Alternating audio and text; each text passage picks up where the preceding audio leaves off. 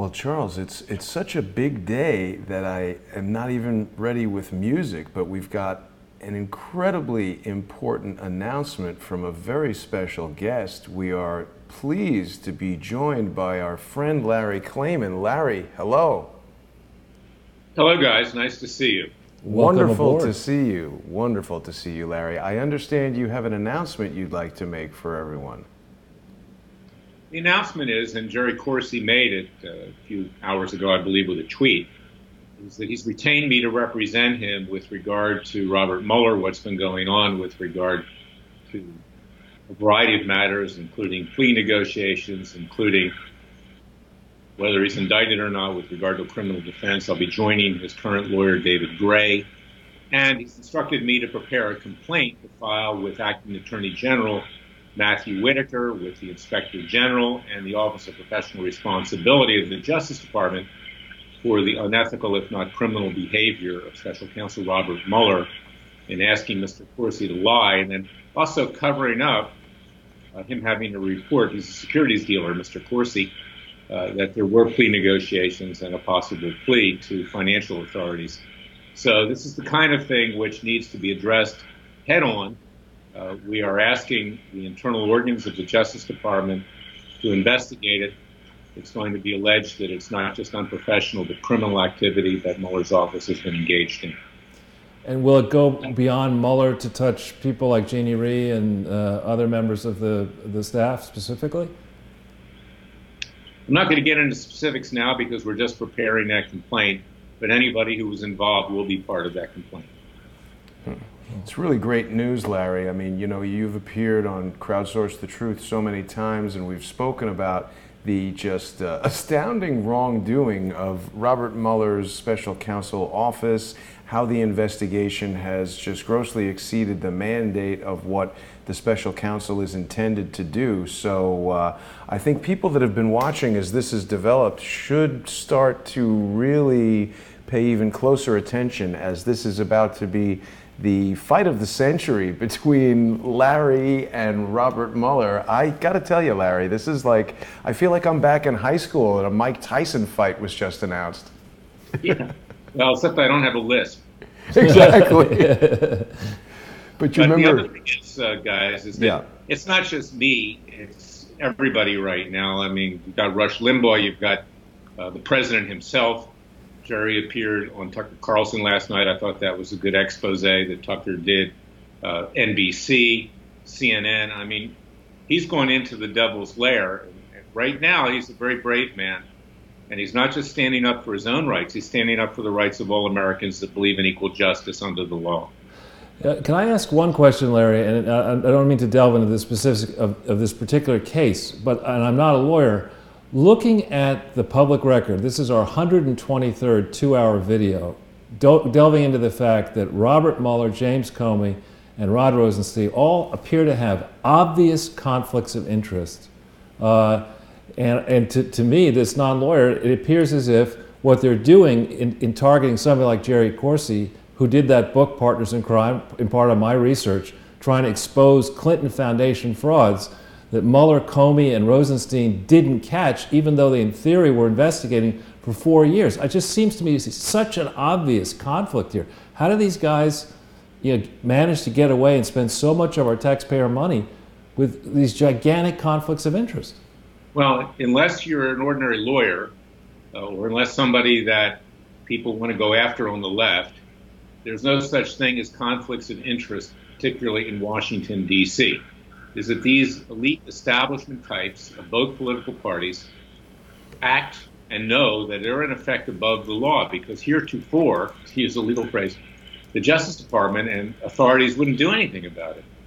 And that is why what Jerry's doing is so remarkable, because he's actually taking it on himself, and he's, in effect, the guinea pig here to getting some kind of equilibrium established with regard to how elites are treated and how ordinary folk are treated. And that's really the tragedy of our legal system. It's why I do what I do. It's why I'm proud to represent Jerry Corsi and my other clients, because they don't get a fair shake. They're not part of that elite establishment, whether it's the Bundy family or Sheriff Joe Arpaio or Judge Roy Moore or Jerry Corsi. This is exactly what, I'm not equating myself with John Adams, by the way, with our great founding father and second American president, but this is what he did. I mean, he took on, quote, unpopular causes because he believed it was right, lost his law practice, represented the British troops that were fired upon on Boston Common, and they reacted and killed a couple colonialists. And you have to be pure to the law. And Mueller is out of control. As the president said, he's a rogue prosecutor. He's got these people behind him that want to lynch the president, and to be able to do that, they want to lynch Jerry Corsi and everyone else. And somebody's got to stand up to him. You know, he's a bully, and this is David against Goliath, but I'm confident that Goliath is going to fall here just as he did in biblical times. I agree with you. You know, one little gem that we've uncovered here, one of our great subscribers and viewers points out that accountants don't have attorney-client privilege, and key evidence in this Clinton Foundation case all has to do with what a very bad accounting firm, BKD, failed to do over the course of many, many years through many, many audits. So that's a major league pressure point that we're putting a lot of focus on that may indeed end up helping you at some point. Well, it all works together. It's all part of the same cabal, okay? And regrettably, it's not just the cabal on the Democrat side or on the left. There are those on the right, the never-Trumpers, the Republican establishment individuals that want to see President Trump go down. We're up against powerful forces here. And that's why they let Hillary Clinton and her foundations, along with Bill and Chelsea, get off scot-free, because they're, by the grace of God, go thee. And if you lay off of me, I'll lay off of you. And it's also the way it is on the judicial bench with regard to both Republican and Democrat appointees. They rarely take strong action because they know that they could be next. So that's the world we live in today. It's really a terrible situation. And it's why Thomas Jefferson predicted that we'd have a revolution every other generation. Fortunately, we haven't had that. But I'm trying to avoid it. You're trying to avoid it. We're trying to do what's right. And now Mueller is going to have to contend with an actual defense of what he's done, and he's going to have to answer questions on his own. And he's going to have to come under Justice Department scrutiny, which now is headed by Matthew Whitaker. Now we'll see if the acting Attorney General has the cojones, as we say in Latin. Yeah, right. Latin. It's a legal term, right, Larry? Right, right. Well, it really does feel like this is shaping up, perhaps, and correct me if I'm wrong, but to be potentially the most significant litigation of your career, maybe of our lives. Well, this litigation, this is why, I never wanted to see anything like this happen. I've been fighting now in the trenches for at least 25 years as a public interest lawyer and private lawyer. But, it is an opportunity to change the whole dynamic, and it's an opportunity to change the country for the better. So, and Jerry knows that. Yeah. And, he's now putting himself in the line of fire because he believes it's right. Well, what can our viewers do, if anything, to try to help? Well, take a look at, what Jerry issues. He's going to need the financial support for the legal representation. I'm doing this in my private capacity. And, go to anything on the websites. I haven't talked to him about it yet, but I'm sure he's going to need that financial support. He's estimated that, it's going to cost several $100,000 minimum to get through this. So look on the website for that. I don't have the coordinates. I haven't discussed that with him. We've been trying to reach Dr. Corsi. Obviously, we have some clear understanding as to why he's been so preoccupied for the past day or two. But of course, people, Larry, can go to freedomwatchusa.org, and they can certainly support Freedom Watch financially. You've got a lot of information on there about the ongoing cases that you've got. Of course, the citizens' grand juries and all the information that's always up there on Freedom Watch. I know you're very busy preparing for Dr. Corsi's case. Was there anything else that you're able to share with us? I know you can't go into detail. Well, that the American people should take heart that Dr. Corsi, who has been cornered, is fighting his way out right now, and he's doing that for you, the American people. Absolutely. And Larry, you've been a true champion of justice forever. I mean, certainly for as long as I've known you and far longer, you've defended the Bundys, which was another case of just gross prosecutorial misconduct. And from Dr. Corsi's announcement, we can see that that's the general direction that the criminal charges will go, prosecutorial misconduct on the part of Robert Mueller, of course. And, you know, we've been involved over the past several months in examining the special counsel's office and their communications with the press, obviously illegal leaks. I definitely want to thank the people in the Crowdsource community who've been going through those documents. We've looked at them and made connections to the Wall Street Journal, seemingly working hand in glove with Peter Carr in the special counsel's office, almost basically driving the news cycle in a way that just can't be allowed to stand. So Dr. Corsi is really, I mean, this is outstanding. I don't think I'm going too far to say he is an American hero, as are you, Larry, and I have to thank you both. I can't wait to speak to the doctor personally. When he refused that plea deal and came out saying that he would rather rot in jail than lie, I just felt like we were seeing the lion Dr. Corsi rear up and finally lash out, and it's just so well played. It's just, it's tantalizing and exciting. I can't wait for this to continue. So best of luck with the case, Larry, and so pleased that you could join us. Thank you for what you do. Thank you, Larry, and God bless you, Larry, and have a great afternoon. We'll speak to you as soon as possible. Thank you. Take care.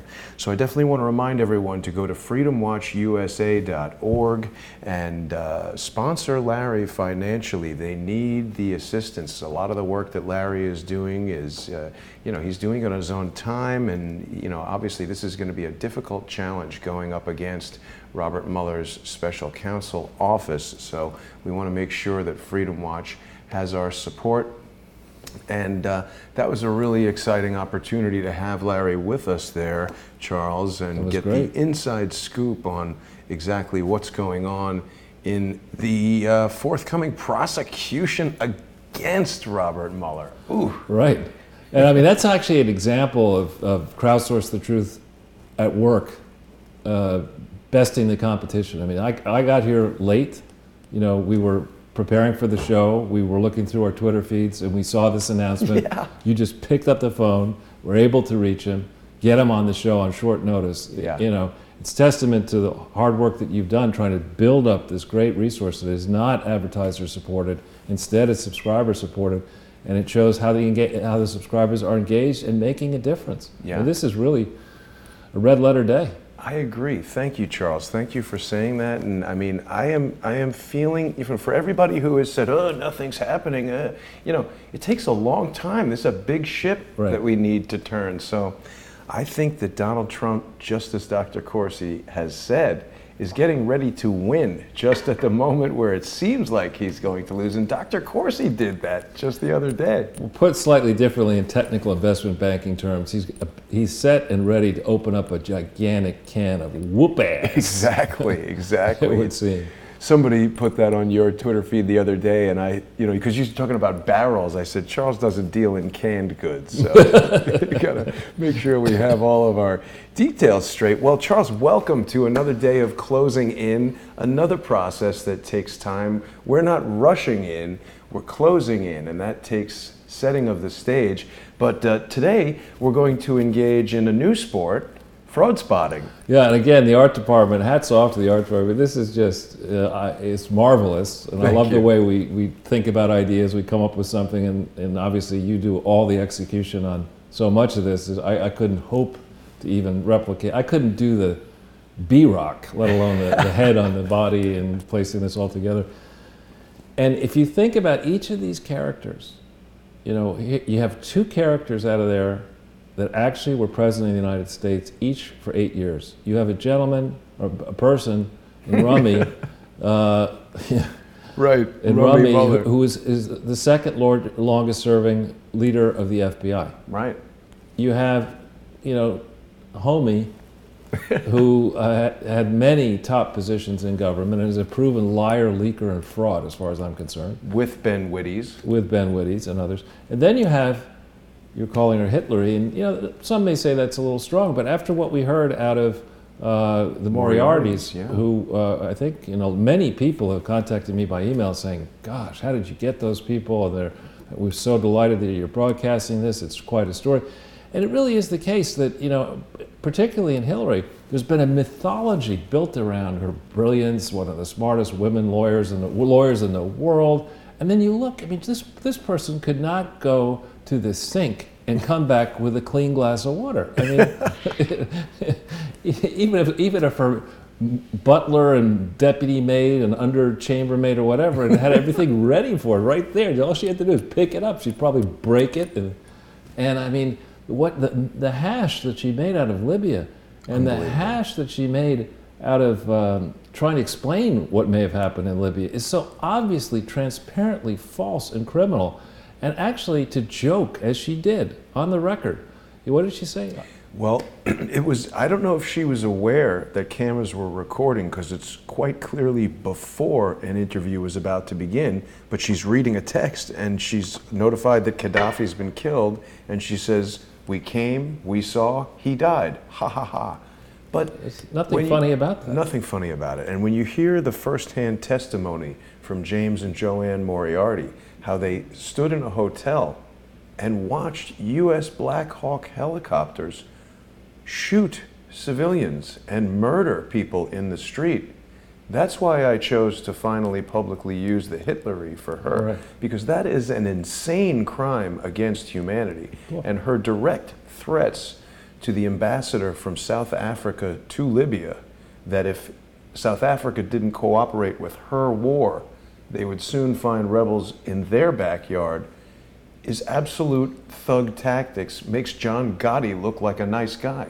Well, but you think about the lectures we get from this constitutional law professor, spelled P-E-R, who today I saw on my Twitter feed, I haven't verified it yet, but apparently he may be claiming credit for the low oil and gas prices. It's all due to him. That's obvious. Why didn't I see that? But anyway, how under President Obama did Hillary Clinton acquire the power to conduct wars, literal wars, toppling foreign governments with no congressional oversight, with no inspector general over the State Department?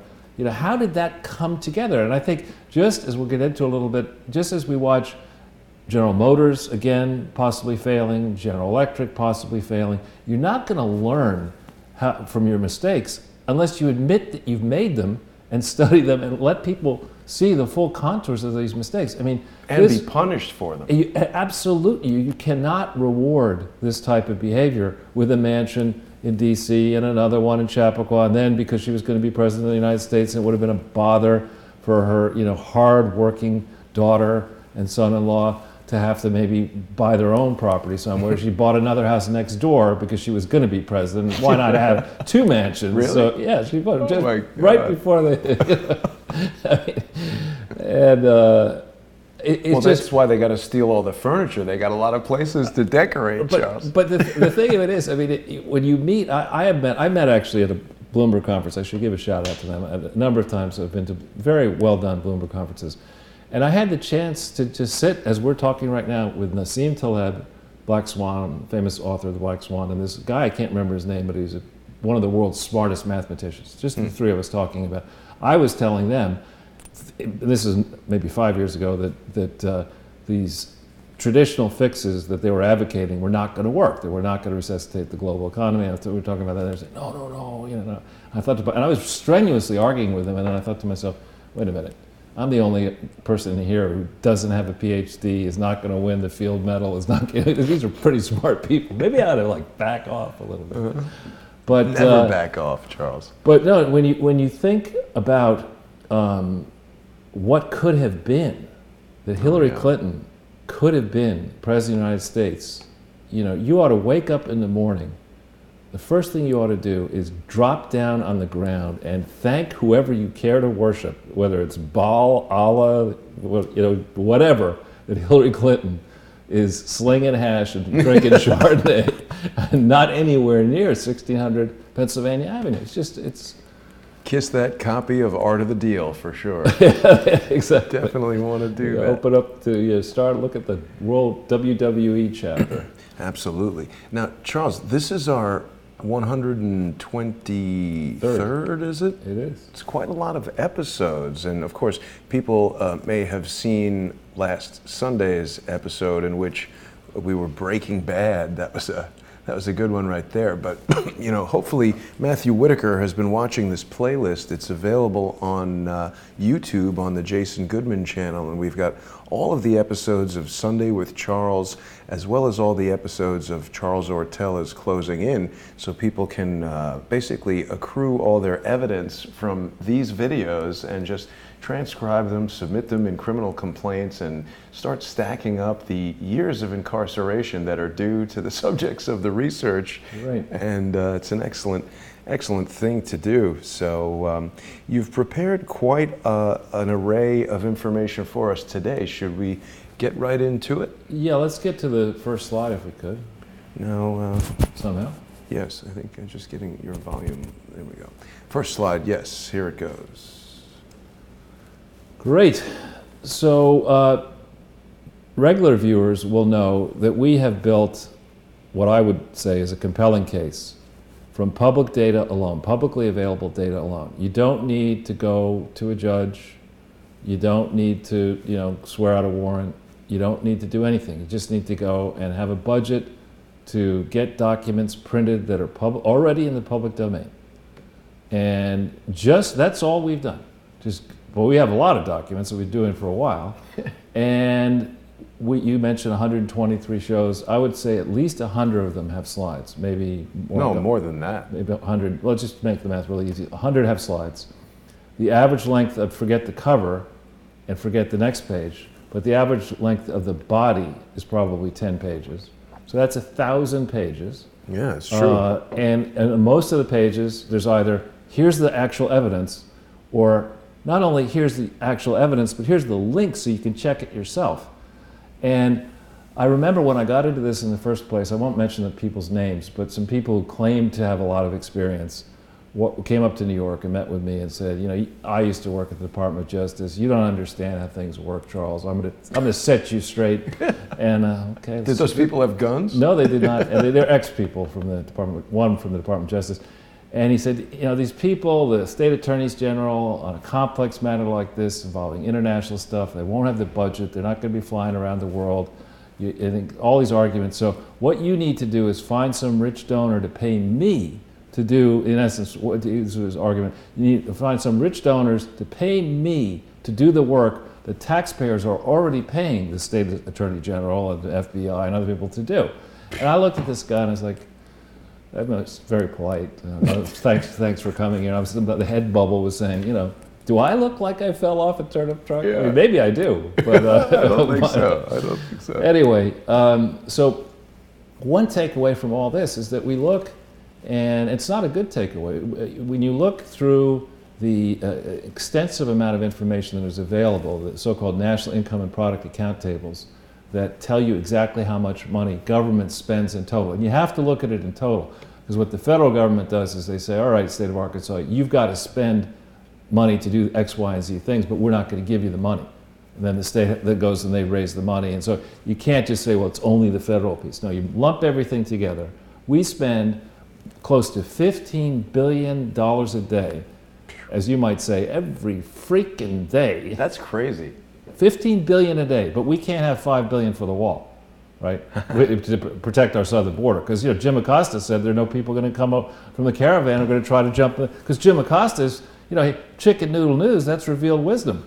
Jim Acosta is having an epic battle with some 20-year-old girl who works at the White House over the microphone. Give me my mic. But anyway, the point of all this is we have established, I think, beyond a reasonable doubt, through a preponderance of evidence, which are two different standards, legal standard, one criminal, one civil, we've gone past the criminal beyond a reasonable doubt. All this information's out there, and I want to know, and the Crowdsource the Truth people want to know, and a lot of people want to know, what in the hell has been going on, going back to July 2016, when after being ridiculed Marsha Blackburn got John Koskinen, head of the IRS, to admit that they were opening up an investigation of the Clinton Foundation by the IRS in July of 2016. I think Matthew Whitaker and the new head of the IRS need to sit together with Christopher Wray and need to compare notes and say, now, wait a minute. The FBI opened up an investigation in January of 2016, according to the I.G. Horowitz report. Took till July for the IRS to do the same in the Clinton Foundation. Sessions claimed, you know, who is he again? It's Ferris Bueller's uncle. He claimed it was Elmer Fudd. Or Elmer Fudd or whatever, that guy in the Looney Tunes cartoons, the sheriff. You know? Elmer Fudd. Is it? No, there's another one. You know, there's chasing the coyote. Yosemite. Is it Yosemite? I say. Oh, that's Foghorn Leghorn. Foghorn Leghorn. Yeah, that guy. But anyway, these are gentlemen who now run their respective organizations. Matthew Whitaker runs the Department of Justice on an acting basis, but nonetheless he runs it. You got to tell Rat that this is a good time of year to go on a vacation, and don't plan on coming back, and don't plan on taking anything out of the office either. He needs to be sidelined, and there needs to be all three hands meeting with Wray, with the IRS guy, and with Whitaker. And they need to go back over this file, going back to the opening of the original case in the Clinton Foundation, which started in February of 2001. It was a case investigating, it's on the FBI vault file, investigating the Clinton Foundation and specifically Bill Clinton and Hillary Clinton for public corruption. As we've talked about in the past, Hillary Clinton couldn't even last 1 month in the Senate without falling under investigation, validly falling under investigation for public corruption. I mean, that takes a special kind of fuck up, frankly. This looks like a man not to be trifled with, in my opinion. Right, exactly. And you know, so we've been talking about this for a long time, and evidently it's tough for some of these people to see an obvious fraud. You know, they just look right at the word fraud and say, I don't see anything. I don't see a fraud. So today we're going to try to help people see this fraud a little bit more clearly. We've got some new angles. And I think the reason this is not a good story, and it needs to be turned into a good story, is that, you know, think of the way that the fraudsters must be laughing at this. They're seeing in Bill and Hillary and the various people that Bill and Hillary have corrupted, and frankly that Barack Obama and his team has corrupted and the Bushes have corrupted, they're seeing how easy, how cheap it is to buy off what should be powerful parts of the government, and to delay as long as possible any reckoning for their criminal misdeeds. They look at this and they say, you know, they're all into the present value of corruption, right? You take the benefit today, you work as hard as you can to put people off the scent. If you eventually get caught, you know, you come up with excuses. This person died, my dog ate my homework, I got to go over here for this treatment or whatever. And you know you're all going to die anyway, so the last laugh is on we, the American taxpayer. Right. We have to foot the bill. While these people swan around the world, we're going to be talking about Hillary Clinton's hysteria. I mean, there is, I think, I don't know which kind of God it may be, but there definitely is a higher power. When we talk about this, the Toronto event, we have some specifics on that. But anyway, we're at a time for choosing. I think Larry Klayman was absolutely right. He was alluding, I believe, to two things. He was alluding to a quote by John Adams that facts are stubborn things. And basically the quote goes on, we've had it before, it basically says you can't alter the state of facts and evidence. And that obviously was done well before Hillary Clinton was born and bleach bit. But I think this is an historic moment. I have to say, you know, I've had good times and bad times with Jerry Corsi. We can get into disagreements, but right now I think he really deserves our support. I think the prosecutorial overreach is something that frankly Thomas Jefferson actually predicted in the present state history and present state of in the notes on the present state of Virginia, a volume that we've quoted many times. This is a zealous prosecutor who has way overstepped his bounds, and he's so far into trouble that he can't. He's in a place probably psychologically where he feels he can't stop. He's got to produce a scalp. He thought Jerry was the easy scalp, so he went hard for Jerry. And now Well, we might as well show that one. This was from when we had the dump of files that were presented from Robert Mueller's special counsel office. That was, of course, from the show More Pain that people can watch when they become sponsors on patreon.com/crowdsourcethetruth or patreon.com/truepundit and patreon.com/freedomwatch. But of course, we were examining communications between Robert Mueller's special counsel office and members of the press, which Larry has been saying for a long time are criminal leaks. So this is not a matter of making something out of nothing or conducting some kind of witch hunt or going on a fishing expedition where we're looking for a crime. Larry has in his possession evidence of substantial crimes, and this is, you just said it, Charles, this is a historic day, and I think we're on the precipice of something major. Let's hope. Yeah. So if we go into the next slide, just for, I noticed that you have your subscribers are growing. I also noticed that on the playlist, it seems that we're well above 14,000 all of a sudden. So I think more and more people are actually beginning to go back over ground here and noticing the breadth and depth of information that's out there. But just to remind everybody, this may seem a bit like a lecture because we're going through a lot of information, but it's not really meant to be a lecture. It's meant to be food for your thinking and for your action. And what we try to do is distill down a lot of information that some people may not have the same experience level to try to understand, make it understandable, give you the links and tools to think about it yourself, to share it amongst your friends. But really what we're trying to do is to make sure that, we talked about it in more recent broadcasts, Congressman Mark Meadows, chairman of the House Freedom Caucus, has called for a hearing on the 5th of December. We need to make sure that the members of the whole committee and of his subcommittee, we need to make sure that they have their staff read as much of this stuff as possible so that they're well grounded for the hearing. My understanding is the hearing is going to delve into the present state of charity fraud laws. So I wonder if Robert David Steele will attend. As a subject, I don't know. So is to go into the nature of what are the charity fraud laws, why are they important, what happens when you break them, then to understand what evidence have the various organs that should have been looking at this, what have they reviewed, what have they done, how come has a grand jury been called, have warrants been sent out? Who's been doing the analysis? Have experts been called in? Who have you talked to? I can tell you one person they haven't talked to. That's me. So it's obvious that if you wanted to know something about the Clinton Foundation frauds, you wouldn't contact me because I don't know anything. They don't like evidence, Charles. They have a particular aversion to evidence. But I can say that representatives or people close to foreign governments have definitely contacted me and are interested.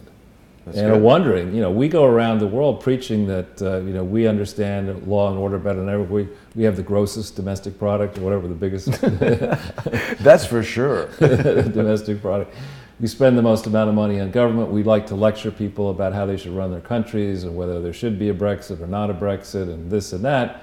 But somehow, when it comes to the largest unprosecuted charity fraud in the history of mankind, involving three dynastic political families and potentially 4 of the most 5 recent presidents, we decide, that's not something we need to really look at. I mean, that's not something that we say. I mean, come on. I mean, you become a former president of the United States, you go higher than a king. That's the way it works. You get, whatever you want, you get. Book deals, business deals, speaking fees, whatever you want. And if you ever do anything halfway wrong, you don't get punished for it. I mean, that is not what I think most Americans have signed up for here. And I really think it is past time for the full contours of this fraud and this criminal conspiracy and this obstruction and perversion of justice to be made known. Now, Charles, I think we've mentioned this before, but to what extent do you think that this talk, or whispering even, of a Hillary Clinton 2020 run is a preemptive move to sort of end run around any prosecution against her so they can say, oh, that's just, trying to prevent a political rival from running? Well, how do I put this? we've talked about the guy that I think this was before your adult time in Manhattan, or where you would regularly spend a lot of time in Manhattan. There used to be a guy who would stand in the median in Park Avenue right above like 46th, 47th Street, and he would had a big Bible, and he had, dressed like Jesus. Dressed like Jesus, and I've he'd seen be the yelling guy. and I've screaming seen that guy. at the top of his lungs. And I had an office for a number of years right near there, and I would come in the morning, he'd be yelling and screaming, like leave in the afternoon, yelling and screaming. And that guy has more of a chance of being president of the United States than Hillary Clinton. I mean, I think, there are many intellectually adept people in the Democratic Party. There are many very wealthy and shrewd people in the Democratic Party. If the Democratic Party would like to blow another $2 billion on Hillary Clinton, go for it. I agree. But I don't really see the third time being a charm. I just don't see it, and I agree that the trial balloon that was out there was just that. It was to get ready the defense that, you can't go after me. That's political retribution. Right. You can't do that. I mean, I can do it. Exactly. I mean, I can go buy the file from a Never Trumper group, and I can then pump in a whole bunch more Democratic money, and I can, wind up the FBI and the CIA and the GCHQ and MI6, and I can invent a trumped-up story about Donald Trump as a political candidate against you. That's because that's the way things work. Lake Toss, That's same what happened. That's what happened, exactly.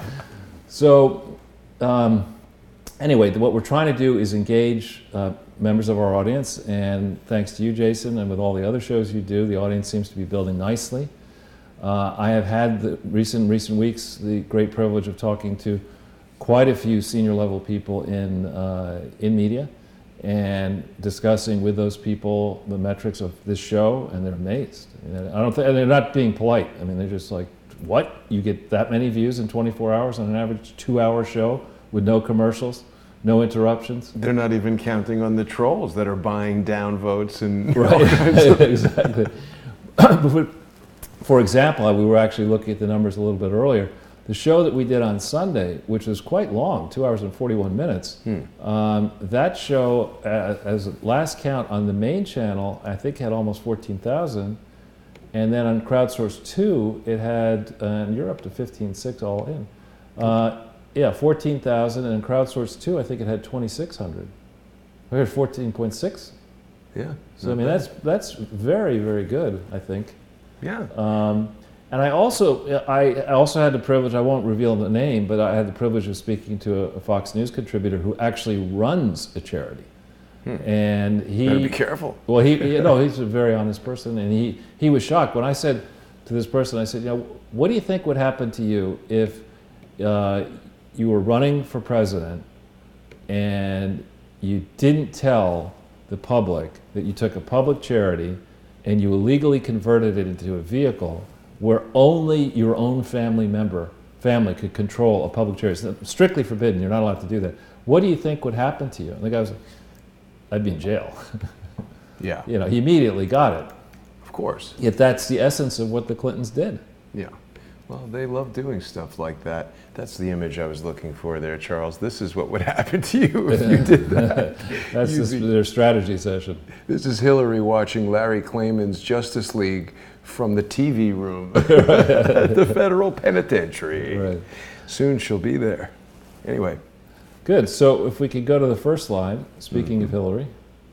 We've got a nice body of imagery built up now. Well, this is really this American thinker link here.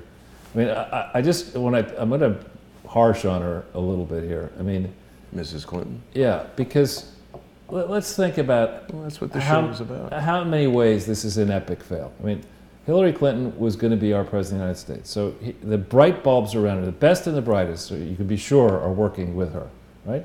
And they decide it's a novel and a wonderful idea on Giving Tuesday, which you kick off the charitable giving season. Most in a given period during the year, if you're a calendar year filer, the bulk of your donations come in this period through December 31st, and then alternatively if you're a June filer, typically before June 30th.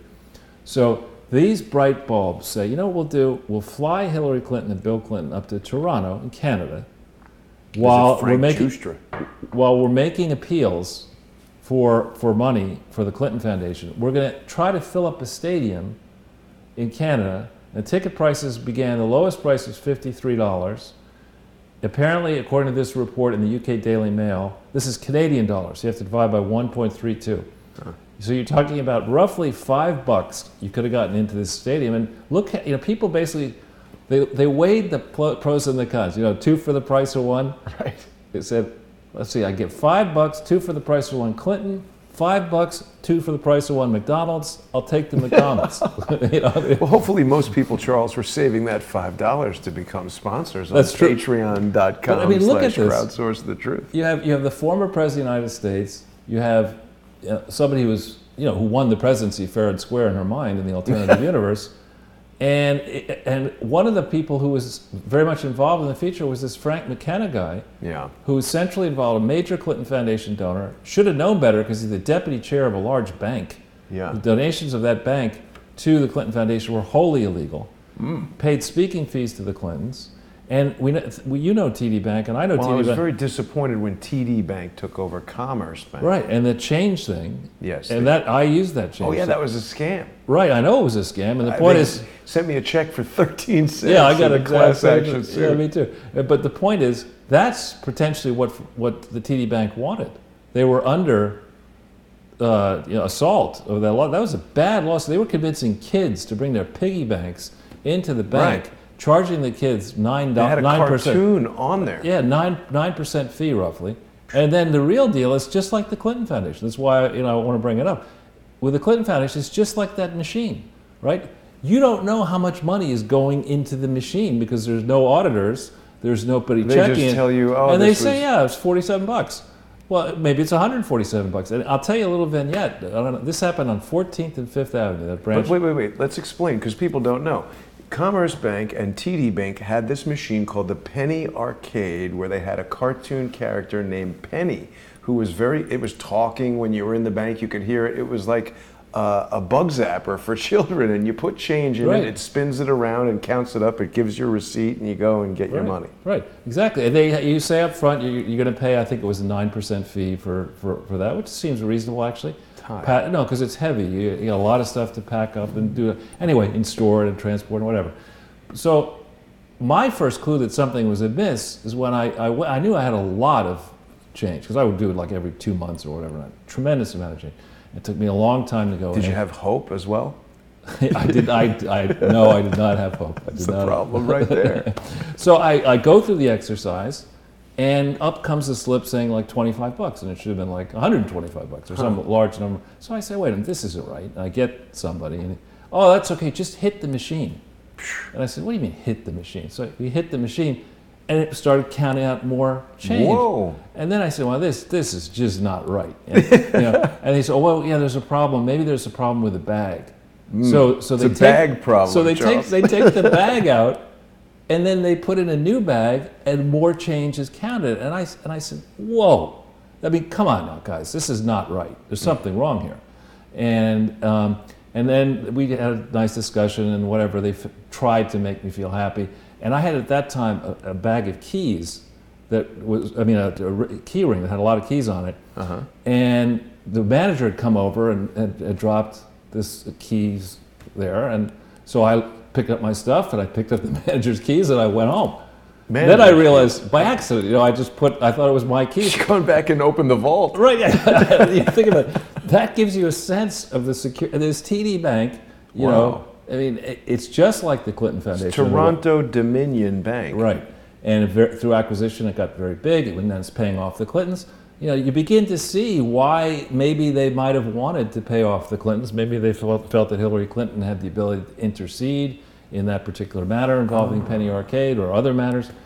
But to keep going through this, they booked the stadium. Now, I've never booked a stadium, but I don't think you wake up in the morning and say, you know what, I'll book Scotia Stadium in Toronto on Wednesday, and we'll have a thing. I think you probably have to go through a process. Yeah. So some idiot had to schedule the Clintons to be in Toronto on Giving Tuesday, knowing that they control their own foundation and are going to be asking for a lot of money inside the U.S. on the internet, to schedule them an opportunity to rip off the public with a ridiculous speaking tour, with the sole purpose to make this is inurement. They're selling, to this public. The reason you would buy a ticket is so you could hear about the great work that they've done in their public service, including with the foundation. So they are deriving a personal benefit. Maybe it's not so substantial because so few people showed up. Right. I mean, 16% of the stadium decided to show up. That's not good. This. Not good. And you contrast this with, if Donald Trump went to Toronto, to that stadium, to convince... Full. Yeah, exactly. There'd be people from Quebec, there'd be people from Alberta, there'd be people from Buffalo. The Nanook of the North would probably come down on a sled. There'd be people waiting outside in the cold. And this is the best you could do. And so you see a story like this. This is just bad planning. Somebody should have told the Clintons, no, on Giving Tuesday you are not going to go make yourself another couple $300,000. They're doing the same thing in Montreal. Yeah. I think like tomorrow or today or something. Oh, really? Yeah. Well, let's see how many people. Maybe it'll, instead of 3,300, maybe it'll just be 33. But I tell you, Charles, I do keep coming back to that number. Conspicuously shows up that it's 3,300 people that they're telling us that. I mean, that just, it doesn't say 3,290. It doesn't say 3,400. It's 3,300. This is the same number, 33,000 emails. I come back to this not because I put any significance on numerology. I just feel like this 33 is inserted into stories in such a way that it's a marker for someone. It's like steganography, encoding a message in plain sight. I don't know what it means, but somebody does. Well, it must mean I'm a loser in this case. So this story, and it was written by the great Thomas Lifton, who runs American Thinker. And I'm not saying he inserted the 33. No. He's a very smart. That's released by the Clintons, that official number. Yeah, official, right? Right. So in the Small World department, obviously we did not plan this, but if you hit the second link, this is my appearance briefly, only half an hour this morning, at 1 o'clock today.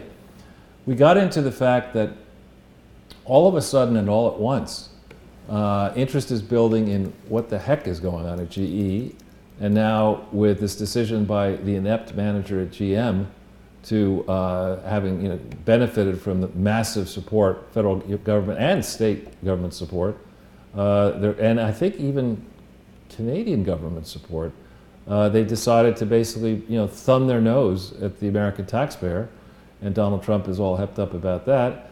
In addition, we have this looming Meadows hearing coming together, and here's yet another moment, half an hour with the great Utrice Lead. Notice, for those of you who can't see this, it does not say conservative radio network. It says progressive radio network. And I think there's a lot of just bold proof of the fact that the Clinton charity fraud and fraud in general is a topic that progressives care deeply about, conservatives care deeply, non-aligned people care about. And that's why it's such an honor to spend time with Utrice. And it's probably her 50th or 60th show I've done with her, or more than that. And she has got a fresh perspective. We don't agree on many things having to do with economic matters, but she's a wonderful person, a longtime veteran. She used to be the station manager at WBAI, which is a pretty hard left operation. And that shows that it is possible, if you have a topic that should be a topic that's solved, a problem that should be solved, it is possible to have a dialogue. We're having a dialogue, proof positive of it. Meanwhile, on the other hand, we do have, this is pretty funny. This was something that did not come, this came out on the Trump train, which is not run by Donald Trump. But this thing was retweeted, how do you say it? Retweeted. Retweeted, yeah, not retreated. That's what Hillary likes to do. But anyway, look at the number of people who are in behind bars here. I mean, this is something else. Well, look at the number of people who are liking it and retweeting it. It's quite a lot. Yeah. But, and I honestly think, remember people were saying to the president, President-elect, you've got to get off Twitter, you can't use Twitter. I mean, how wrong is that? Yeah.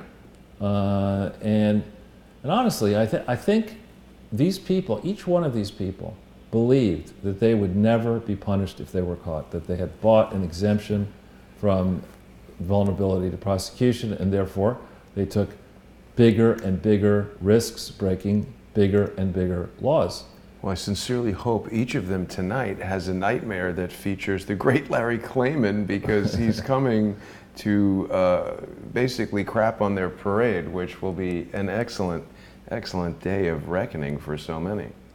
Yeah, so if we could, yeah. Then if we look into his own account.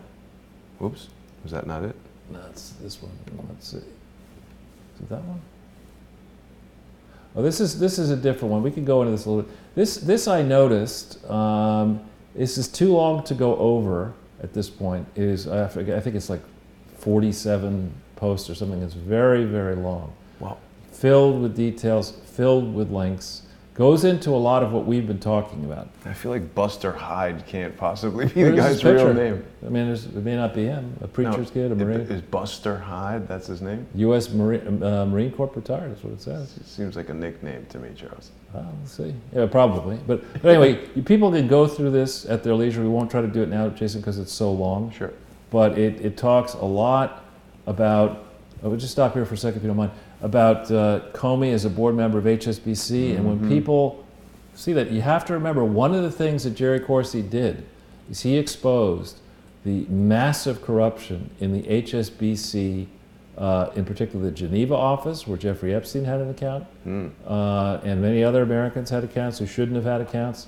And in addition, fake accounts that HSBC was using to laundering money. Jerry exposed that. That's crazy, and that's still an active bank. I mean, it's like a huge criminal operation. Yeah. And now here Trump is I mean, evidently, I used to do more watching of the Fox News. I like the opinion shows, but and you hear these pundits natter on about Donald Trump can't do anything. It would be obstruction of justice. I mean, I don't think that that's the way it's meant to work. I don't think if John Gotti became the Attorney General and started going after Donald Trump's family, that the President of the United States could say, no, Gotti, you're not the Attorney General. I don't think if John Gotti became the Attorney General, he'd be nearly as effective as Rod Rosenstein at achieving crimes, that is. But so in the last little while, really starting, I would say, with the Sunday tweet about the Clinton Foundation, and then beginning Monday morning this week with, I think there were 2 tweets on Monday, and Tuesday there were at least 3 or 4. I don't know how many there are today. But Donald Trump is certainly standing up and speaking his mind, and I say that's great. Yes. Then, let's see. This was interesting, this story here about Manafort. Yeah. I mean, I saw that. It's funny. Last week, a number of the mainstream people came to me, and NBC printed a story saying that I had gone to London to meet with Assange. I mean, it was like, really now? Yeah. Did I do that when I was sleep flying? Because I haven't been outside the country since June of 2012, with multiple witnesses to corroborate all that, including my passport. And do I have your permission to reveal something that you and I have spoken about privately? oh, it depends what it is. Just, I think, not all, but some of these mainstream outlets that have been contacting you based on the things that have been discussed and the things that you've shared with me, it is my opinion that they were trying to put you in the crosshairs of Robert Mueller's investigation, and that this Guardian story was intended to be Charles Ortel visited Julian Assange. Well, I certainly did not. I have also said the whole time that they're never going to get Charles because he's way too smart and he hasn't done anything wrong. Right, and also this isn't, again, that you would make that statement just is testament to how badly off base the Mueller investigation is all about. In America, I thought it wasn't, you investigate a person until you find a crime. And if you can't find one, you make one. Yeah, that's not the way it's supposed to work. I mean, maybe something happened and you learn it's different in law school, which I didn't go to, but that's not the way it's supposed to. You're innocent until proven guilty. Yeah. Or until you meet Robert Mueller. Yeah. Well, I mean, Robert Mueller is innocent until proven guilty, but I think he's crossed a line here, and he's crossed a line he's going to regret having crossed. The notion that you would have Jeannie Rhee, if that's her name, who represented the Clinton Foundation through this diabolical attempted defense against massive fraud hasn't gotten to the intensity it should get, that person would be even on the Mueller team, let alone questioning Jerry Corsi, who played a hand in exposing the Clinton Foundation fraud, is ridiculous. Obviously, she has a conflict of interest. Obviously, she needs to be. Yeah, I think that's. I've never seen her, but I think could that's be her. R-H-E-E. Yeah. It's just ridiculous. So, and this story came out very quickly, and somebody did make an excellent point that you think that anybody might be watching the Ecuadorian embassy at all to see whether there are people going in and out of. Well, and I mean, London, I believe, is the most surveillance camera filled city in the world, if I'm not mistaken. So, like, that was such a ridiculous reach, not to mention, when Dr. Corsi announced that he was rejecting the plea deal, and he said right away that he was going to seek charges against Mueller, you didn't see Robert Mueller issue a press conference or a statement saying, now, wait a minute, this isn't right for this reason, that reason, and the other reason. They just come up with this fake story about Paul Manafort, who appears to be the Department of Justice's official punching bag for any time they don't have a problem. They just blame something on Manafort. Well, and another thing, we've talked about this in the past, and I have great affection for the United Kingdom. It's, of the various countries I've been to the most, it's probably number one.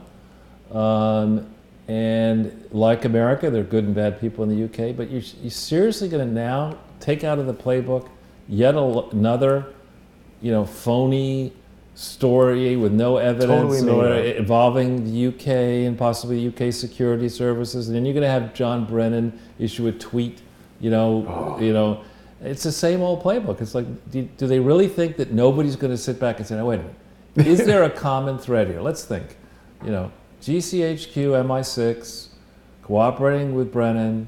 What was this all about? Trump was a threat if Brexit went forward. They didn't like that at all.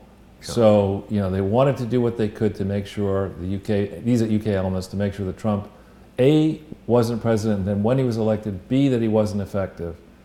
And they got involved way outside the UK law and the US law, but it was the President of the United States aware of it, it was the Attorney General aware of it, it was high-level muckety-mucks, who knows, Theresa May or May might have been aware of it as well, and they just figured that no one would challenge, no one would be so bold as to challenge a former president, and Barack Obama, and the apparatus, and the current Prime Minister of the UK, but they figured wrong, because, this is just bullshit. You do not do this at all, let alone with taxpayer money, and think that you're going to get away with it and never be punished for it. What's the famous quote about hubris, Charles? We'll have to Google it. There are many, but yeah, it's not good. It's not good. Yeah. So I did put up the real Donald. I thought I did that. Let's go to his Trump, his thing. And after the folks at Twitter, it'll really hurt them to even consider what I'm about to say. After they get down on their hands and knees and kiss art of the deal, and thank Donald Trump for beating Hillary Clinton, they should then go and say, this Trump is doing great stuff for Twitter. He's got 56 million followers. Is he the most followed guy on Twitter? No, I think people like Justin Bieber and really, there are others. Some of those people, well, because they're run for president in 2012. No, because some of those people have global audiences. The singers have global audiences. The president of the United States. No, but he doesn't sing. He doesn't dance. That's the problem. He should do singing and dance. I was thinking about that. Every little. I know Justin Bieber's producer. I shot a music video for him. Really? Yeah. One of his producers, some guy who's written stuff. I don't know what he was, but did a music video for him. She actually did say this. I know. I mean, this is one of the most. We did a whole episode with Larry Nichols about this. That I think about 10,000 people have watched. I mean, Charles. It really. I mean, I don't believe in witchcraft and stuff like that, but it's almost as if she's cast a spell, like hypnosis, right? Mm-hmm. They say some people are susceptible to hypnosis. I don't really think I'm one of those people, so I don't understand how they make people act like a chicken on a stage in front of everybody, but it's almost as if she's cast a spell on people. And I mean, we have firsthand testimony that makes sense, that's backed by evidence of her engaging in wars, creating wars, destroying entire countries. Chris Paranto has given testimony. The Moriartys have given testimony. But yet, people think she's fantastic. They want to pay 33 cents or whatever it is to go sit in Toronto and watch her talk about what? Cough and drink water. But I mean, how much is that worth, Charles? Exactly. Well, as my father was fond of telling me, and still is fond of telling me, there's a bottom half of every class. And there's a bottom half of that half. Right, and I think that's, that would be the supporters of Hillary Clinton. This is a great story here on, actually that's not what we can talk about this. That's okay. It's okay. Well, this is a story that I wrote, and I wouldn't say it's a great story because I wrote it, but back November 1st, 2013, I'd done a large number of stories in the Washington Times about General Motors restructuring not actually being a restructuring. I even, on President's Day in 2012, I was on with Neil Cavuto on Fox News, rebutting the proposition that Al-Qaeda was dead and General Motors was alive, arguing that actually Al-Qaeda was very much alive and ISIS, entities like ISIS a threat, and B, that General Motors indeed had not in fact been restructured. So if you go back into there's details for those of you who like details, but this is the zero hedge piece I was thinking about. Here with Utrice just now on radio, I would caution the president, and I know maybe I shouldn't be cautioning anybody, but I think the smarter way to do this is not to make it simply be about GM. It's better to say, when we're against bailouts. What about the banks? Exactly, we're against bailouts in principle, because with the second you start bailing people out when they make gigantic mistakes, that encourages bad behavior. Gigantic mistakes. Yeah, what is that called? It's a moral hazard. You don't want to do that. And actually, I don't need these anymore. So the second you start doing that, I think you get into a bad place. But if the point here, and there is a valid point, that once you befoul yourself by taking state aid to remedy mistakes, I think a condition precedent to getting any aid, if it ever happens again, is that the entire management team, the accounting firm, the board of directors all need to be summarily fired. And there needs to be a real investigation into how that company got to a place where it needed to get the aid. And aid can only go in if there's a plan to actually make it work, which of course there really wasn't in the case of the General Motors bailout. So I would have said this differently. I would have said, unfortunately, I've inherited a situation where a previous administration two previous administrations broke all the rules and many laws, frankly, and bailed out too many banks and too many suspect cronies. And now we have to deal with what happens when a bailed out, formerly failed entity now decides to thumb its nose at the taxpayers. We have to decide what is the appropriate remedy, and I would have done it more generally. GM is but one example. Right. I wouldn't make it about President Trump is going after GM. No, President Trump, rightly, on behalf of the American taxpayers, is taking a hard look at the situation and saying, I didn't run up the debt from 2001 to 2017. George W. Bush ran it up for a war, and then Obama ran it up for these ridiculous green and other crazy programs and wars. We got to pay this debt down. And in this period, there have been some people, monopolists, globalist monopolists, have been abusing the system, been coaxing subsidies out of the taxpayers' pocket and our children and grandchildren. And worse, in tech land, they've been abusing, their terms of service. Yep. Their users. To exercise, and their users to become billionaires at the expense of the users. They haven't been fair in sharing the gains of these activities, and they're effectively monopolies. And so we look at this. We're going to rectify. We're going to put. People talk about inequality rising. It rose a lot from 2001 to 2017, and the Trump administration should be framing this as a way of reducing inequality. GM was not restructured in the United States properly. They did not address, for example, the dealer system, which didn't make sense, and the way the dealers were rationalized favored Obama. They just gave them money. Well, they favored, there's too many dealers, and they said, let's shut down the Republican dealers and reward the Democratic dealers, or let's shut down friends of Obama and enemies of Obama, and we'll reward friends. So the whole way in which this restructuring was sold as a fantastic thing, and that guy Ratner is out running around. It was more of a threat. They said if they don't do it, that it would be worse. Yeah, but again, that argument never, it's an absurd argument, you know. Yeah. If you don't do X, it's the Vikings argument, right? You know, going way back, they come into town, you don't give us all your money, we'll burn the town down. Exactly. You give them the money and they burn the town down. It's like, no, you burned your town and I got the money. We got the money, right. I'll be back in 2 years. Now, Charles, I don't know how you feel about this particular piece of input from the crowd, but Kate doesn't like the Trump next to the TV. She feels it's not flattering to the president. I would point out that we have it there because it's to honor the president. He's much bigger than Hillary, and we like to have little comedy elements in the show to lighten things up. I don't know how you feel about Kate's input. The Trump thing is not meant at all to dishonor Donald Trump. On the other hand, placing this book, My Lies, or My Lice, however we want to look at it, you know, Trump is presiding over that he's array of criminals on a higher plane, exactly, sitting in judgment. Exactly. So if we go back into the slide, Jason. Reassure Kate that we mean no disrespect to President Trump. Then, yeah, this should worry people. So when we think about what to worry about in capital markets, and I'm jumping around a little bit here, but there's so much going on. I want to make sure people have their eyes on things that are important. The canaries in the coal mines are going to tell you what's really going on. Plus, today, you got my ADD to contend with. Yeah, today, my former colleague Jay Powell is now the head of the Federal Reserve. He gave a speech which the markets interpreted, the equity markets, as that Jay was not as serious as he once said about raising interest rates. So stock prices went up 600 points on the Dow. But at the same moment, there's a large troubled bank in Italy. It's, I think, the largest in Italy, and they had to pay 6 times more. 6 times higher interest rate than everyone was expecting. And when that kind of stuff happens, that means the market is looking at this particular risk and more broadly at European risk and say, wait a minute, we see a very, very big problem. It's way off the charts, you know, much higher. So what is it that this dot means? That's in short, a much higher interest rate than they were paying before. They were down around here, much, much higher than they normally paid.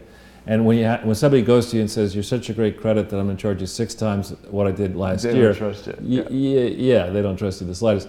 And going back to, Jay actually made a very good set of points. He didn't do it this way, but inside this country, we have such a big country and so many large banks that are able to fund their operations in part through your checking account, that we don't have the same type of liquidity problem that a Unicredit would have in Italy, that decided from an Italian base, small population, falling population, they were going to try to challenge JP Morgan. Or you can't do that. And the way they balloon their balance sheet to try to be big is they go into what's called the broker deposit market, and they go and they'll say to some schmuck in Germany, you know, why don't you put your CD in my bank and I'll give you a little bit extra money, higher interest rate. And you're basically taking more and more risk.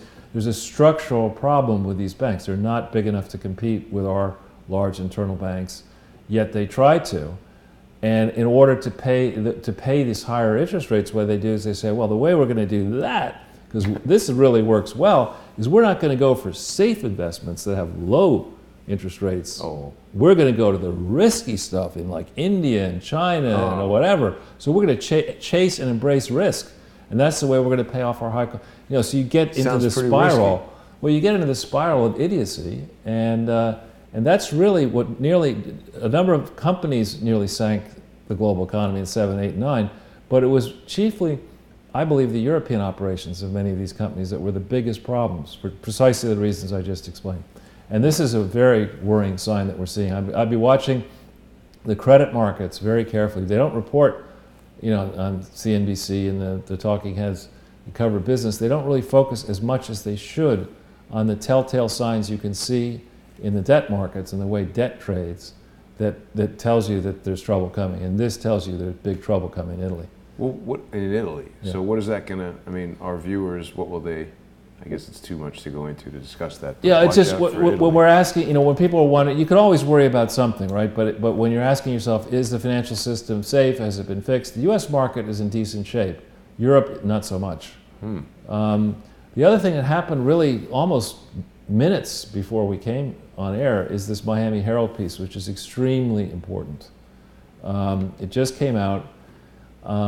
James Patterson, the author, has written about Jeffrey Epstein. Oh, yeah. I sent you a This Just In, right.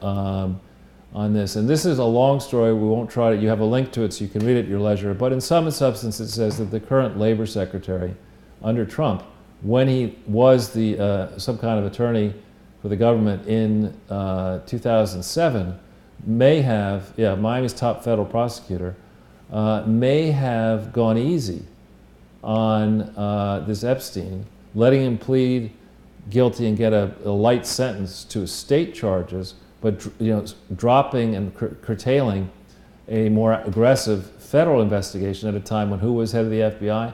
Mr. Mueller. Really? And what I had sent to Jason, which is interesting, is a story by Malia Zimmerman. Wait a minute now. She's into all kinds of stories that are...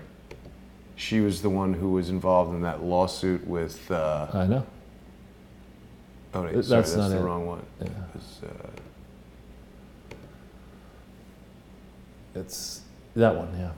Okay, this is a must-read story, and if we go into it a little bit, Malia, I've spoken to her several times. She's very professional, and Epstein and Bill Clinton were definitely together on Epstein's jet, on Epstein's island. Hillary may even have been, but this is a letter that was sent in, and I'm not sure how. I think if you go further down on the page, well, let's see.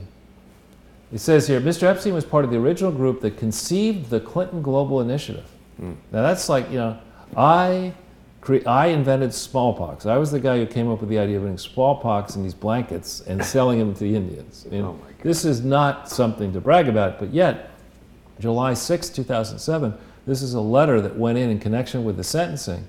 Remember, what was happening in 2007? We have Hillary Clinton was the presumptive frontrunner to be the President of the United States. She'd announced in January 20th, 2007.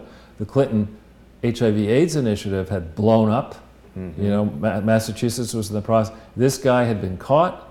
What would have happened had the federal FBI actually chased Epstein aggressively? What would they have gone up the chain and discovered incidences where Bill Clinton was present at sessions involving these underage women and Epstein, or Hillary Clinton, and Dershowitz was representing? So the defendant. Yeah, it was representing. He was actually Dershowitz was no, he The did not. plaintiff. The plaintiff. Sorry. No. Dershowitz was representing some young underage girls who were seeking, who were trying to make sure that Epstein was sentenced aggressively. Right. And there are allegations, unproven, that he didn't do his job.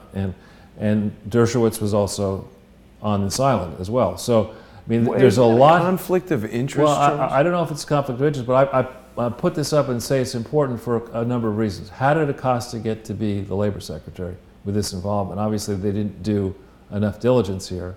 What does Mueller have to say about the Epstein investigation? Why wasn't that followed all the way where it needed to go? But I'm saying, if Dershowitz is going to the island, and the island is like Rape Island or whatever, what do they call that? Orgy Island. Orgy Island. And he's now representing the young girls who are alleging that Epstein raped them. And then he puts out a tweet saying, "Oh, Mueller's going to devastate Trump." It's like, why don't you shut up? To me, it's just the whole Epstein story. To me, has never made sense. Front to back, it never made sense. But in this corner of it, since I saw the Miami Herald piece, it's going to get a lot of airtime and oxygen and whatever. But the thing to focus on in the Crowdsource is, what was Epstein's real role at the Clinton Global Initiative and with the Clinton Foundation? Did he actually give it any real money?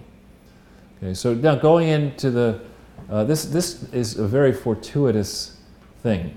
I was looking to see if there were any watches, alerts out there at this holiday season, because Giving Tuesday kicked off yesterday, the fundraising appeal season. We're now going to get besieged on television ads and radio ads and mailers or whatever. So the FBI likes to use this time of year to warn people about scams. Scam IM. Give to the Seeing Eye Dog Foundation. That's not a bad thing. Blind people. So, but look at what this says. I put in red. This is an allegation against this Kay Brockington. He created, I don't know if it's he, I guess he, rather than stealing from individual givers, he convinced or paid people to lie to their employers about donating to his charity so he could pocket the matching funds provided by their companies. That reminds me of the George Costanza thing, the Me Foundation. Do you remember that episode? I don't remember that. Oh, let's try to summarize it. It's a Seinfeld thing, and he's got yet another job and he's trying to like fit in, Industrial and smoothie. it's his first, you know, coming to the end of the year, and the guy who runs the company really cares about charity. And, you know, so they go around the table, you know, I'm going to give money to all of your charities. What's your favorite charity? What's it?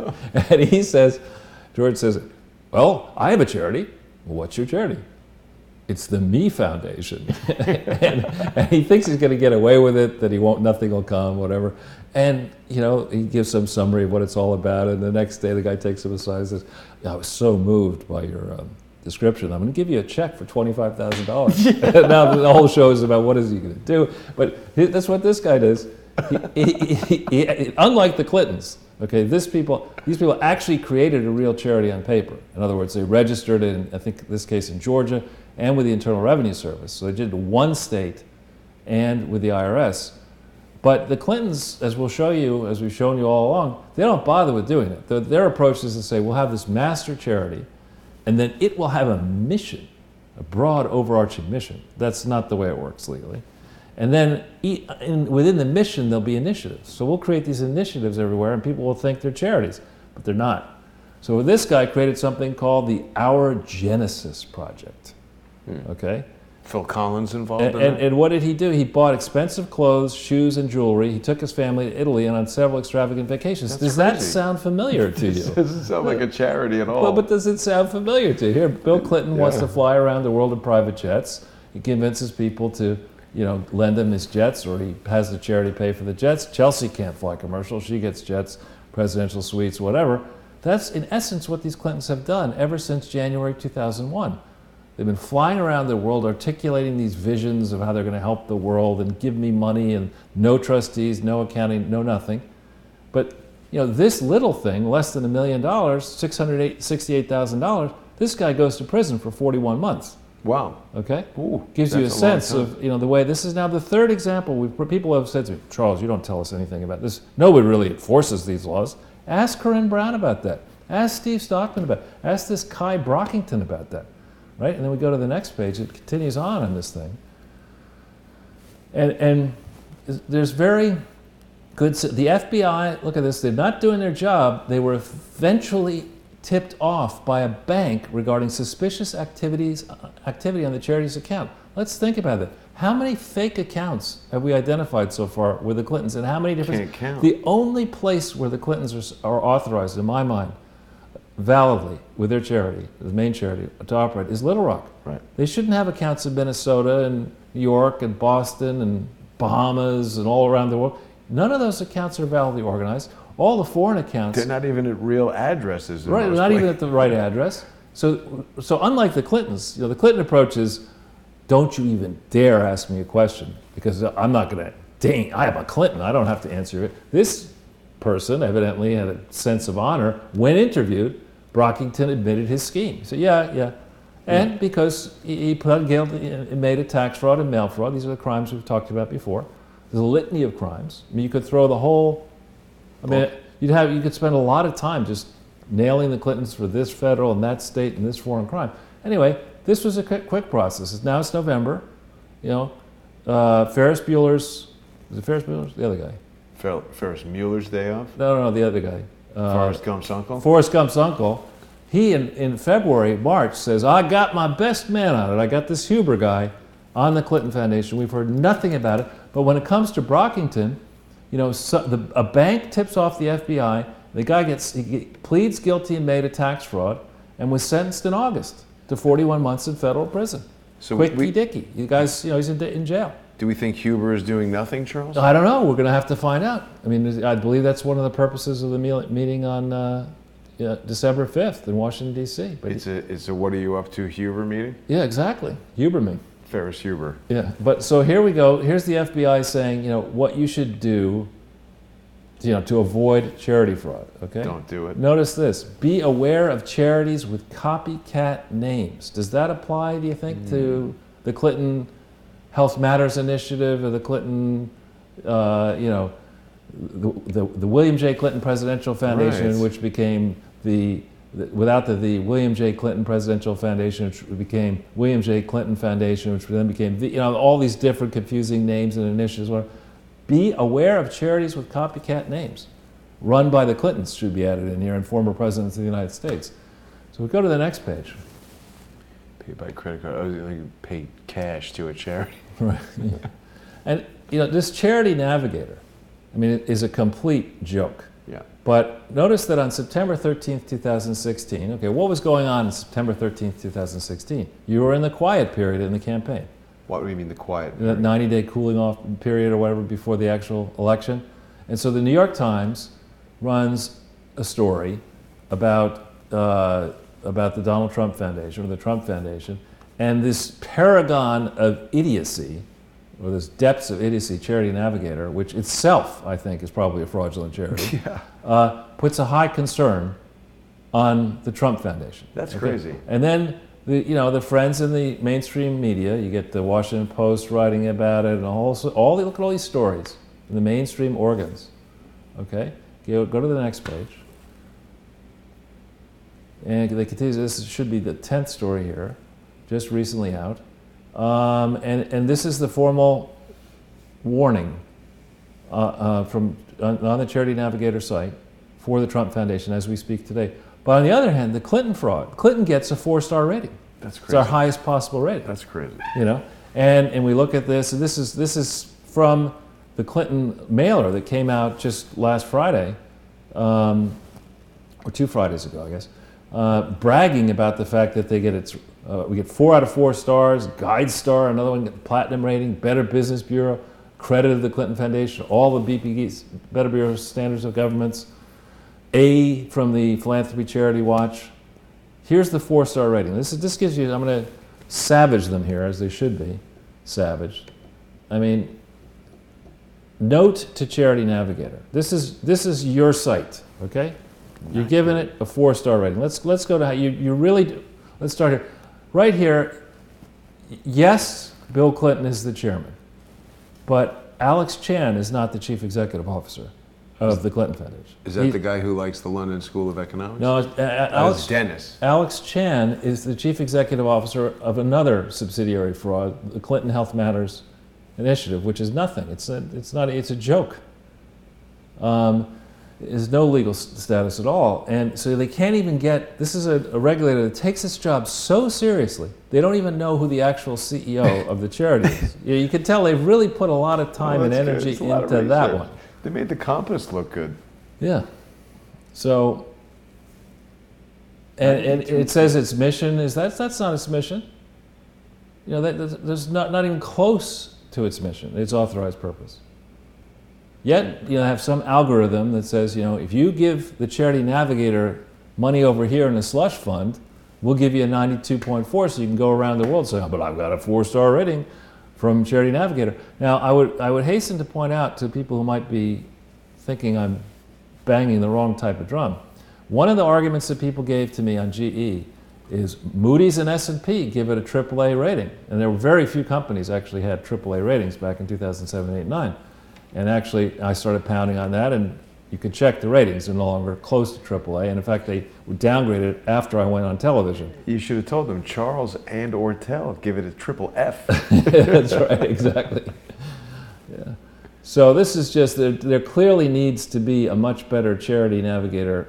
And we had Doug White on, who was one of the co-founders of Oh, wait, what's this? Can we chat with them? This thing that just popped up? I don't know.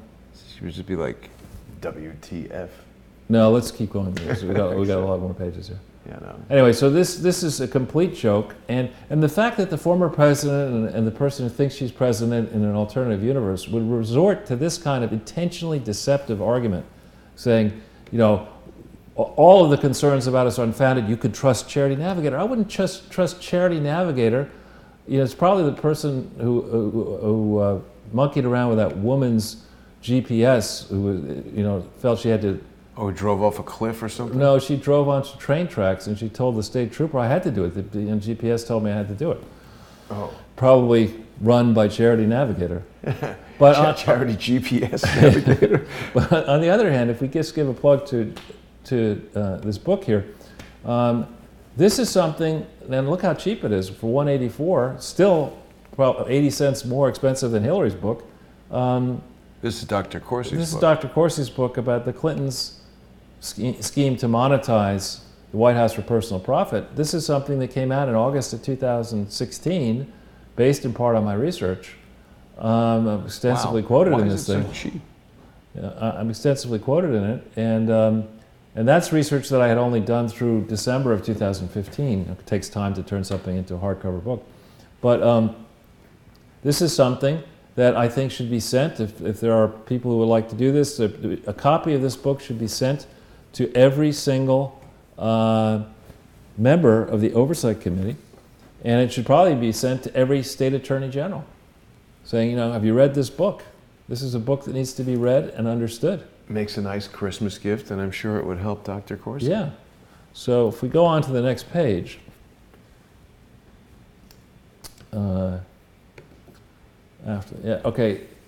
this, believe it or not, everything that you're going to read here is taken word for word from Andrew Kessel's actual LinkedIn account.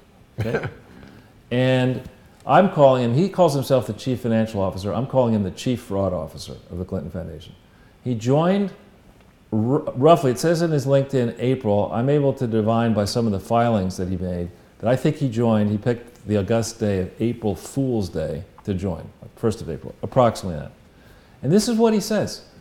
Andrew has played a leadership role in managing the growth of the foundation as it transitioned, I would insert the word illegally, from being focused on the establishment of the Clinton Presidential Center in Little Rock, Arkansas, to the management and growth of a global foundation engaged in major initiatives spanning over 30 countries and a budget of $200 million that was never authorized by the IRS, any state government, any federal, U.S. portion of the federal government, and any foreign authority.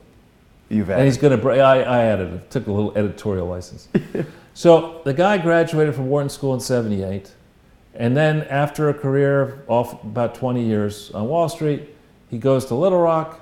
Why he goes to Little Rock, maybe there's a good reason. Ends up being on Wesley Clark's campaign. And look what he says. His specialties are nonprofit management, not so much. He should be on Wesley Snipes' campaign with all the tax fraud. Financial management, not so much. Risk management, not so much. Securities analysis, give me a freaking break. But IT know-it-all? I don't think so. No. All right, and maybe gave John Podesta the idea for the password. So here it says his responsibilities include all domestic and international operations. None of the international operations of the Clinton Foundation are validly authorized, as is proven in this application down here. We've shown it before. You can look for yourself. He's going to take credit for the accounting function, which until June 9th, 2006, they didn't even make a pretense of trying to comply with mandatory U.S. generally accepted accounting principles. Instead, he must have a great, what is it, Truman the Tiger stuffed animal collection. He's got a tiger in the backyard. He's in charge of grants, incoming and outgoing grants. So he's the guy who would have, taken money from governments without disclosing it in the IRS, to the IRS, and also shipping this money, financial compliance and reporting. So he's the guy who would have been in charge of lying to all the state regulators about the violations that occurred in Mississippi and elsewhere in Pennsylvania. He's the guy who's in charge of these accounts that are not validly registered around the world. And why does it have any foreign exchange and interest rate risk management? It's not supposed to have any international activities. So he's bragging about this. This is him on his LinkedIn page, okay? And this thing was never validly tried to get or got authority to operate outside Little Rock, let alone outside the country. It was only supposed to be inside Little Rock. So and this guy's bragging about it and still there. Okay, if we go to the next page, Bruce Lindsay. Okay, this says that Bruce joined the foundation in 2001 as general counsel and served as CEO from 2003 to 2013. We got a fair amount to go through, so we're not going to pull up these filings, but if people want to pull them up, you'll be able to see that in 2001, 2, 3, the first one, the amended one, and 2004, Bruce Lindsay is not mentioned. You have to mention your significant officers. He's not even mentioned. Any potential conflicts that he was with his right, Lindsay and Jennings, that may have done work for the Clinton family, that's not mentioned. How is he the CEO? It's not mentioned. I mean, and you're not allowed to do that. And so the position, again, that a serious process, we'll find out what Huber's up to, but watching Mueller take on Manafort, watching serious principled people take on criminal targets, you would take the position that the Clinton Foundation was not an organization for reasons we've been gone to before. 1999, only 2 trustees. You need 3. I mean, you go on and on and on. But here you have people claiming, this is from the Clinton Foundation website, accessed this morning. Wow. You know, saying that he joined the foundation in 2001 and served as CEO in 3 and 4. He's nowhere mentioned in 3 and 4. That's brilliant. Right? So he's the chief fixer. Now let's look at Bubba. Okay? Now this is his entry on the Clinton Foundation website. First case, he claims that he's the founder of the Clinton Foundation. He makes the same claim here. He's not on any legal documents.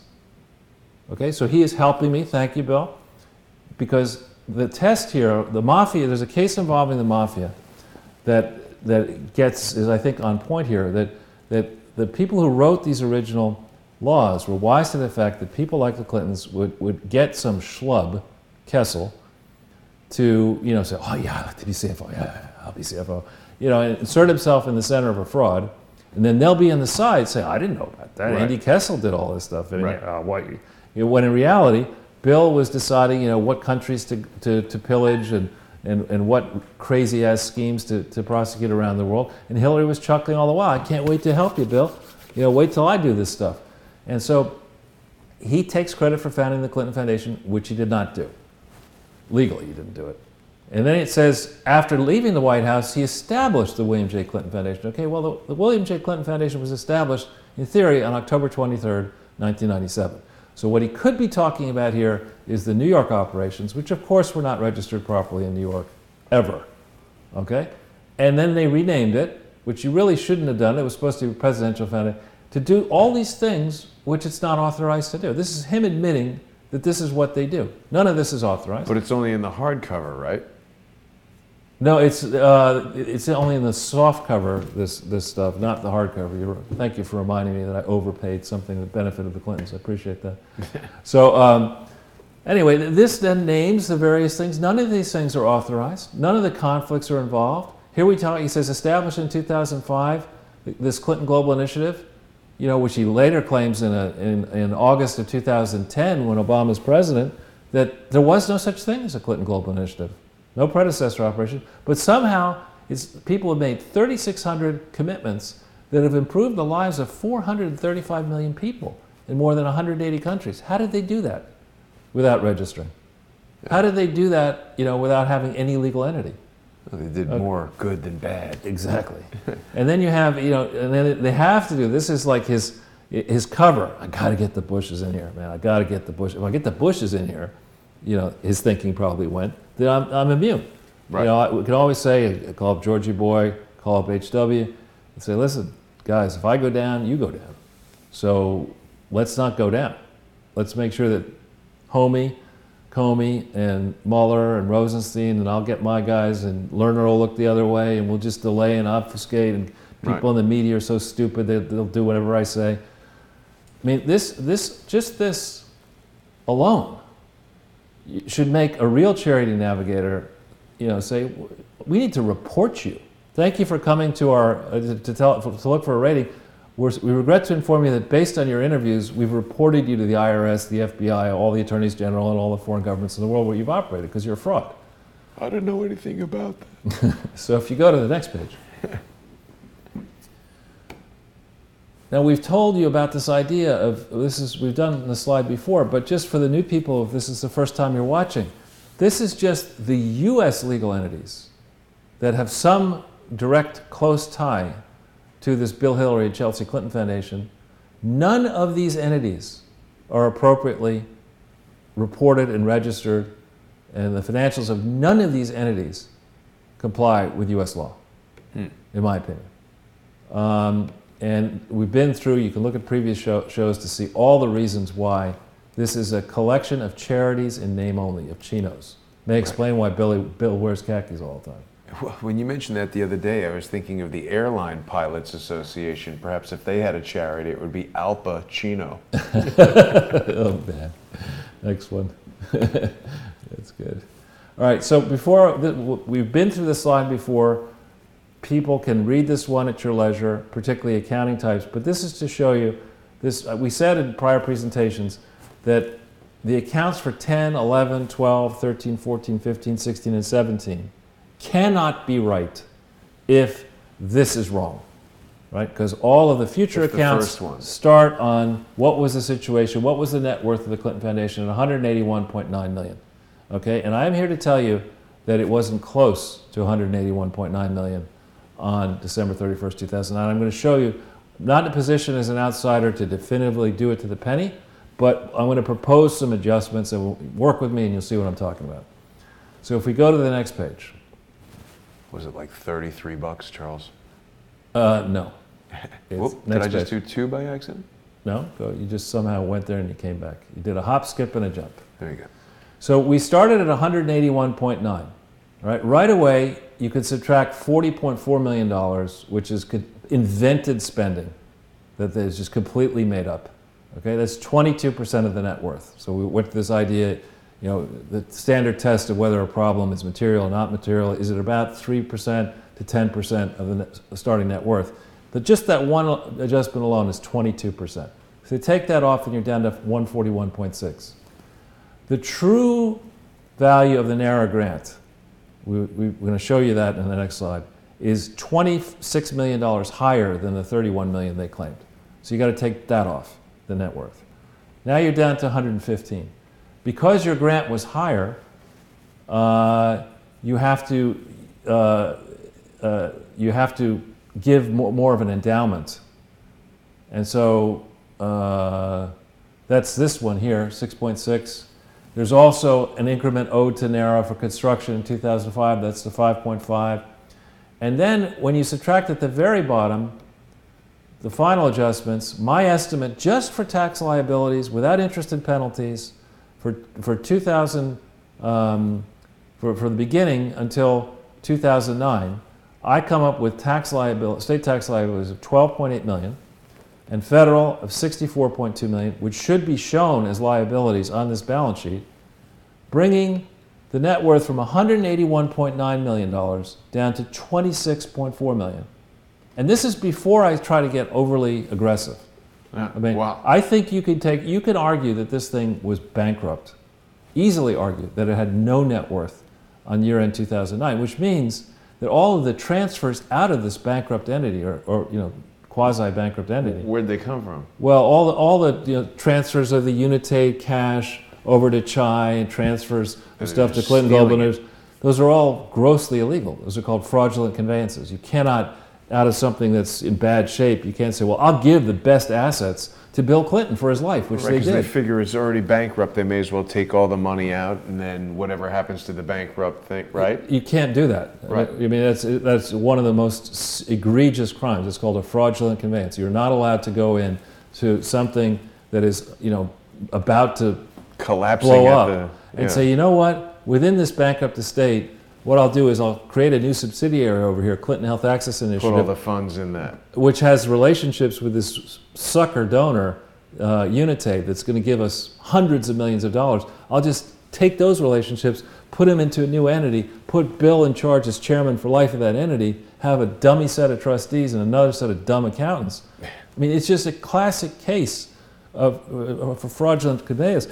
Excuse me, that, you know, it's the kind of thing that an attorney general and a graduate of Yale Law School should have been able to realize, you know, I'm not supposed to do that. But nonetheless, this is, you know, in just what, six quick cuts, this takes 181.9 million of reported net worth down to 26.4. Now, if we had real accountants go in, you have access to the books and records, figure out the true state of the situation back at year-end 2009, as a guess, you would easily get well below.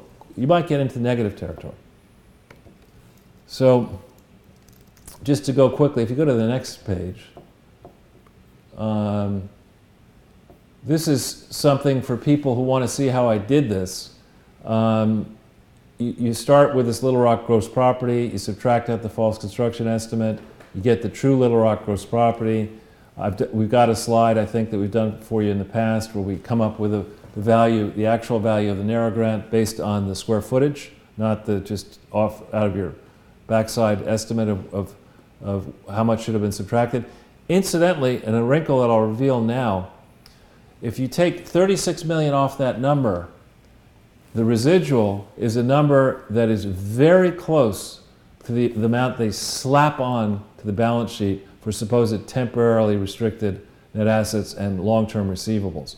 I think that's what may have happened. I think that they used the 74.5 percentage and they said, you know what, we're going to subtract that off, but then we're going to add back something else to make it balance. I'm going to work on that a little bit more, but this gets you to the real number of what the gross property would have been at year-end 2005. And then there's an exercise we go through that looks a little bit at capital expenditures and stuff. We're not going to go into that level of detail today because we've laid a lot of detail on you. What this means, though, is when you take this way down like that, that the depreciation charge that should be charged against income is well under the $4 million that they start using in 2006. So the offset to some of the work we've been doing is you would have slightly higher reported income than they have reported in 6, 7, 8, and 9 because the depreciation charges would be a lot lower. So we go to the next page. You guys are really cooking these books. They are definitely cooking. They know, BAD knows how to cook them books. So this shows how you get up to that $6.7 million amount, extra money owed to NARA. They lied about the true value of what they gave to NARA. They had to give 20% in theory of the value of whatever went to NARA should have been given to NARA in the form of cash. And they lied about that, and there's a more technical thing, we'll do it another time. There's a debate in my mind as to whether the 20% is the right figure in any event, because the size of what ultimately was given to NARA was greater than 70,000 square feet. There are other quirks in the law which say to me, and I'm having people look at it, that maybe the real amount of the endowment that should have been given was even more than this 7.6 plus this 6.7. Could it be that they actually owe quite a bit of money, and I'm not clear yet on what sort of interest charge NARA would assess against this if that's the way they went, and what sort of penalties might be assessed for deceiving the National Archives. Think about this. You go through an exercise, you say, I leave the White House in disgrace. My foundation's immediately under investigation. When I'm going to follow this up for my next trick, what I'm going to do is I'm going to defraud the people of the United States by making sure that only the records that don't make me look bad end up in my presidential library. I'm going to have people in Arkansas call through those records, get rid of as much of incriminating stuff as possible.